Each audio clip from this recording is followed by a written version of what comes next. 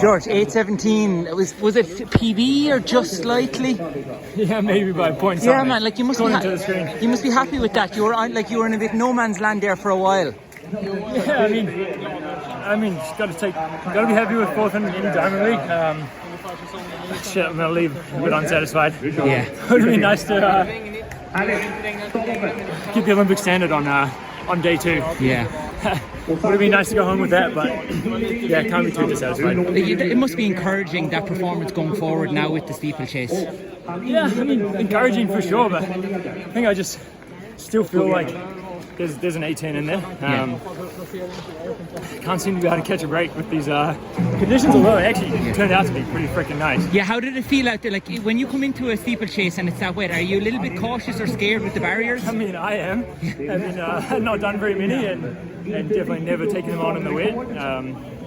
Especially when like this water jump is like a slick top, not a nice Mondo one, so definitely a little intimidated by that without having done very many. But it actually ended up being like shit. It was pouring 2 hours ago. I know.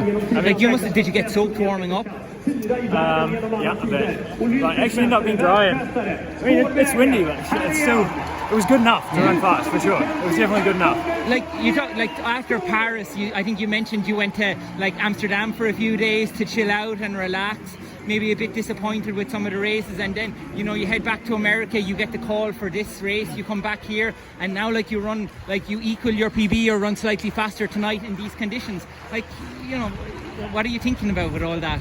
Yeah, I mean, it was just too good of an opportunity to turn down, and it was a nice kind of turnaround from after Paris, and a bit of disappointment, and then went on a bit of a mini vacation, but still training in Amsterdam, and just checked out for a few days, which was kind of a nice mental break. And then honestly getting the start here actually kind of got me excited again and back into training, and then I mean, running a PB off the Europe travel, just getting in a couple of days ago.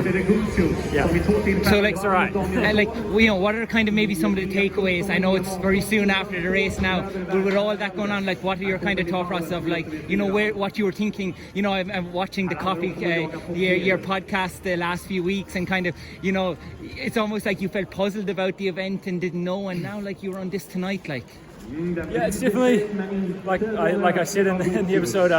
I've been on kind of waves of whether I want to fully commit or not, and that's kind of been the difficult part over the last couple of months. Like, I feel like I can do any of the other training with the guys, and that makes it hard to then go do something else on my own. But definitely, felt like I belong a little bit more, and it's something I can get a bit more excited about. But that was kind of what I was struggling with, kind of been having something to really get fired up about in a race, whereas it used to just be last 150. That was what I get excited about. And now I mean, that's my lowest finish in a steeplechase so far is coming fourth. And I mean, I'm not in this event to participate.